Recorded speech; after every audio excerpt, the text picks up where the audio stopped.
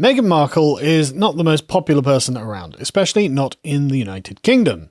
After her sit-down with Oprah Winfrey, this was shown at a UK awards show and was actively booed by the audience. As in, she's not popular. Good. At all.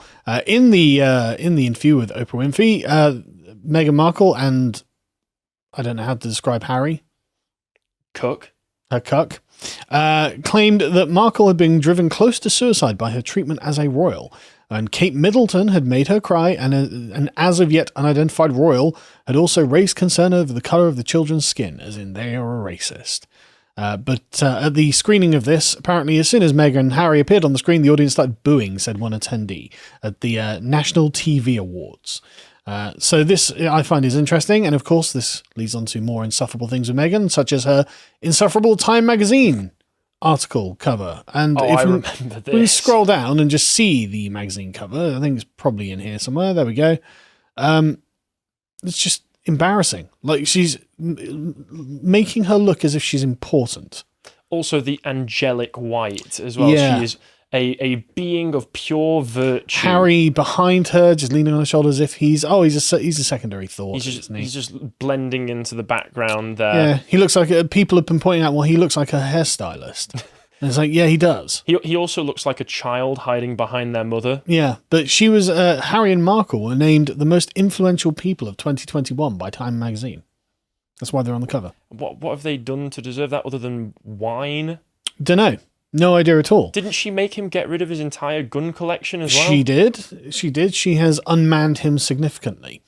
But and they've also started a podcast that literally no one wants to watch. Did you know that? I didn't know that. Oh, exactly. It's unpopular. I guess it really must be no one wants to watch it. Yeah, so they set up a production company called Archwell Audio, which sounds honestly like an American making up a word that they think sounds British.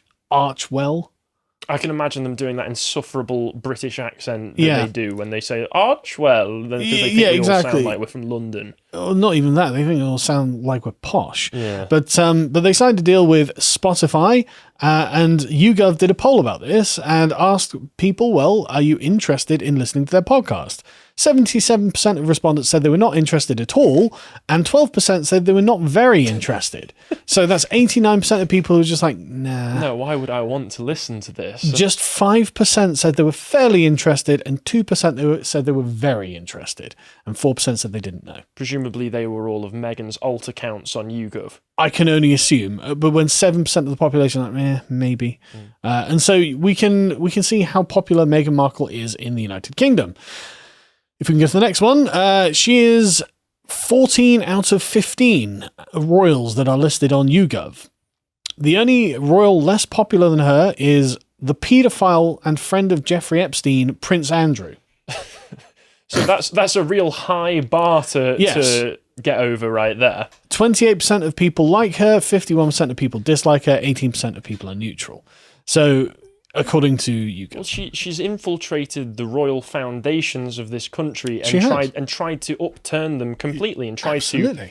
I mean, obviously, when you've got people like Prince Andrew, it's hard to say that certain elements of the royal family don't already make themselves ridiculous as it is. Yeah. But she's gone on what seems to be an active campaign to try and denigrate everything about the royal family. She seems to have actively tried to damage the institution that is ultimately the core pillar of the United Kingdom. Yes. It is the royal family. And Callum's video on how the crown works is very good for explaining that the royals may not appear that they do much, but they are still very important to the foundations of how this country is run. Again, it is the United Kingdom, and so it revolves. The political state revolves around the monarchy, and so being the only royal that's less popular than her is an actual paedophile, and feel free to sue me over that if you want, Prince Andrew. See you in court. But she is more popular in America. A YouGov poll of American adults found that Americans tend to believe that it was appropriate for her to do her Oprah interview, compared to 44% of American adults polled, compared to 20% of British adults polled. So you can see that there's a massive swing in opinion here. Disappointed Americans, you should be supporting the British monarchy. Among those who watched the interview or read news story about it, 2/3 said they have sympathy for Harry and Meghan, with 35% of the people saying they had a lot of sympathy for it. Far fewer said that they expressed sympathy for members of the royal family, specifically with regards to the situation with Harry and Meghan. So the Americans are twice as likely to sympathise with Harry and Meghan than the royal family. So guess what that means? I'm just going to... They're going to have some kind of special show or documentary based on them. Worse than that. Worse than that. Let's get to the next one, John. I want it. I want it. Just do it. I want President Markle 2024.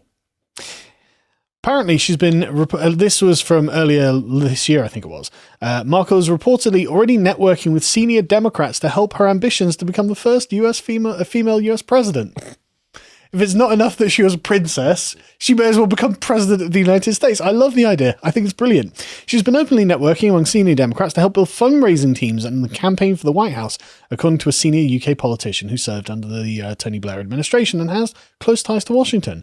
Quote, the Blairite Internationalist Democrat Party networks are buzzing with talk about the Meghan's political ambition and potential backers, the anonymous source told the UK paper. See, those words all put in a sentence together do not sound like a ringing endorsement to me. No.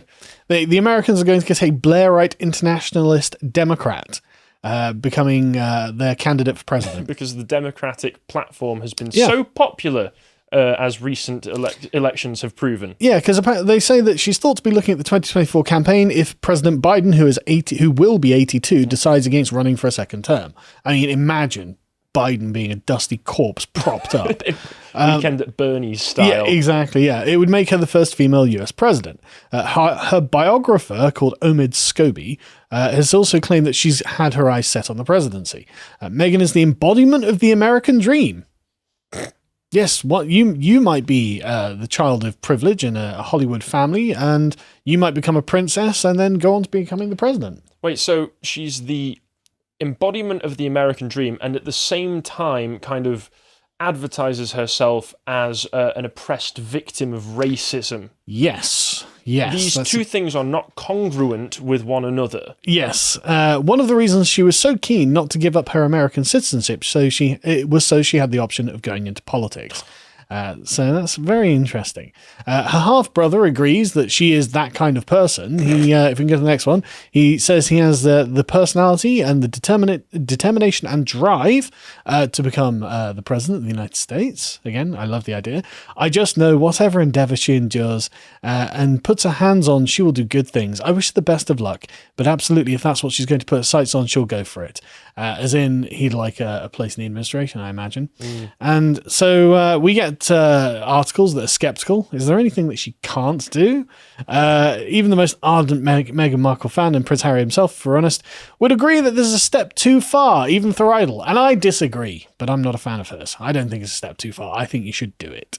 Meghan for US president, really. I've seen whisperings that both she and Prince Harry have embraced the BLM, have embraced the BLM and social justice scene with the enthusiasm because the White House is the end game. Again, lots of rumors about this going around. And so even the betting companies are taking odds on this now. How much money are you putting down? Given the fortification of the last election, apparently bookmakers are offering odds for her to win. Sky Bet has the lowest odds of her 66-1, where Betfred are offering 200-1. Maybe I put a quid on there. I'll take those odds. Yeah, why not? It is possible, of course, for her to run for president. The former actress does meet all the requirements. She's over 35. Oof. And is a natural-born US citizen. She'd have to renounce her royal titles, however. They already have, haven't they? Yeah, I thought that she'd have them stripped of her anyway. She's not the Duchess of Sussex anymore, I think. I was almost. I mean, surely after the Oprah interview, they would have to. I'd have to check. I'm sure she did have them stripped, though. So, yeah, good. So she would be able to. And Donald Trump has said that he hopes that Meghan runs in 2024 because it'll make his own decision about standing easier. Do it. Yeah, I know. I'd love it. Trump versus Markle. Come on. I'm not a fan of hers, he says. I think that what she talks about the royal family and the Queen, I happen to think I know the Queen, as you know. I met with the Queen, and I think the Queen is a tremendous person, and I'm not a fan of Meghan Markle. See, be like Donald Trump, like the Queen, don't like Meghan Markle. But Americans, this could be your future in only a couple of years' time. Vote Meghan 2024. Thanks for watching this clip from the podcast of the Lotus Eaters. We broadcast live on lotuseaters.com at 1 p.m. UK time every weekday. And we also have loads more content that we don't put on YouTube, such as the memes and video comments from our community. Every week we also have new episodes of our regular series, Contemplations and Epochs. In Contemplations, Josh explores interesting and diverse topics, such as the science behind the need for fathers in the home, or why people believe in ghosts and the paranormal. In Epochs, Bo and I go on, often at length, about various events and periods in history that are particularly fascinating. We've just finished a 5-part mini-series on the 100 Years' War, which I particularly enjoyed right up until the end of it when, spoiler alert, the French won.